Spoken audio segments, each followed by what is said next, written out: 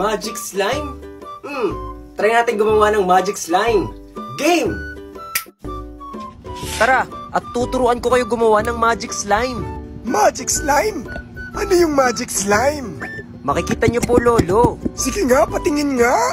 Ano nagagawa ng magic slime mo? Panoodin nyo po. Naglagay na po ako dito ng clear glue at activator. Borax na activator po ang ginamit ko po dito. At hinalo-halo ko na rin. Ngayon naman, isasalin ko na po ito sa board. Pero paano magiging magic slime yan? Kaya nga po manood kayo, Lolo. Sige, manonood ako. Iintayin ko yan ha. Hahalu-haluin ko na po ito hanggang sa mabuo.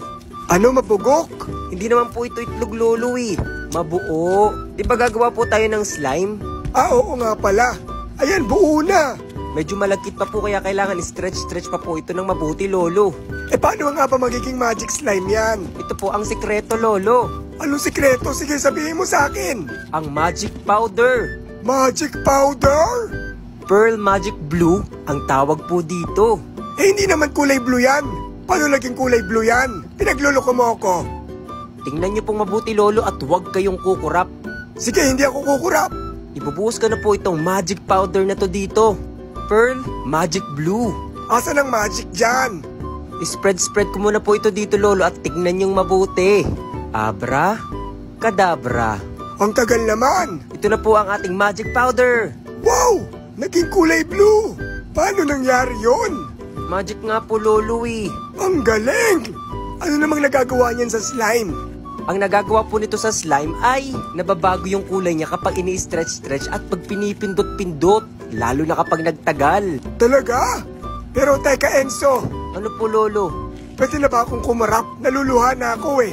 Hindi po talaga kayo kumurap, Lolo. Hindi, at tiningnan ko nga yung magic. At saka sabi mo wag akong kukurap.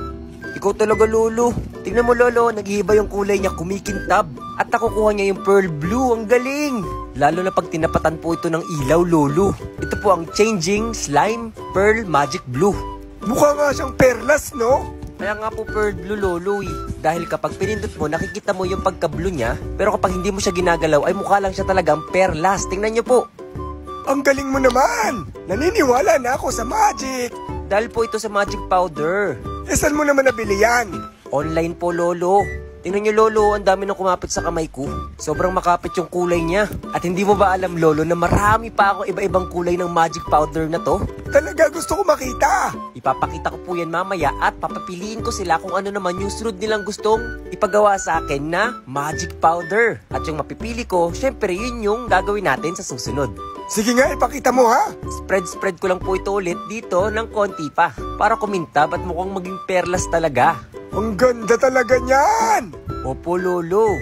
Tingnan nyo mabuti, kapag pinindot-pindot ko na, napakaganda po nito, Lolo. Ito po talaga ang perlas na slime. Or, magic pearl slime. Yan po itatawag ko dyan. Ikaw po, Lolo, ano po itatawag mo dito? Blue pearl! Blue pearl. Sila kaya, Lolo, ano kaya itatawag nila? Sige, mag-aabang tayo kung ano yung magandang pangalan nila dyan. Tingnan mo, Lolo, ang ganda. Oh. Napaka-glossy, napaka-kintab, stretchable, at talagang perfect yung magic powder dito sa slime na ginagawa ko. Gusto ko nang makita yung iba-ibang kulay ng magic powder mo.